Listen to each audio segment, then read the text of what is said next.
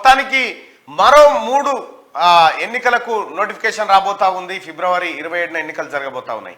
3 రాజ్యసభ స్థానాలు ఖాళీ కాబోతా ఉన్నాయి తెలంగాణ రాష్ట్రంలో.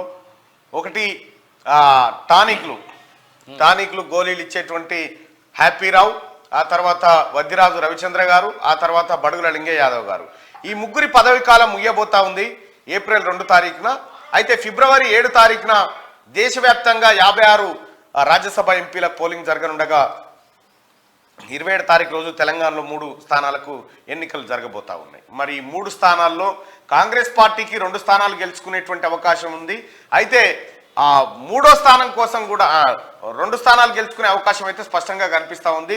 ఒక స్థానం బీఆర్ఎస్కు వచ్చే అవకాశం అయితే కనిపిస్తూ ఉంది. సో అప్పటి వరకు రాజకీయ పరిణామాలు ఎలా ఉండబోతా ఉన్నాయి?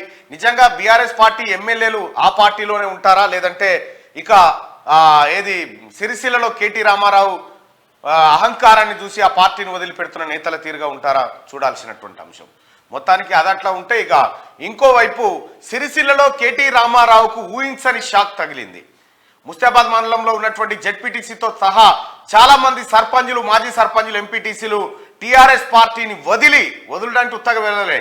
ఈయన అహంకారంతో తట్టుకోలేకపోతా ఉన్నాం, మాకు ఇదో శని దాపురమైంది, తెలంగాణ రాష్ట్రం ఎంత ఎట్లుందో కానీ ఈ సిరిసిల్ల కాడ కేటీ రామారావు అనే శని దాపురమైందని చెప్పి విమర్శిస్తూ మరి కారు దిగిపోయినారు. ఇవాళ కాంగ్రెస్ పార్టీలో చేరబోతా ఉన్నారు ఆ నాయకులంతా పొన్నం ప్రభాకర్ గారి నేతృత్వంలో.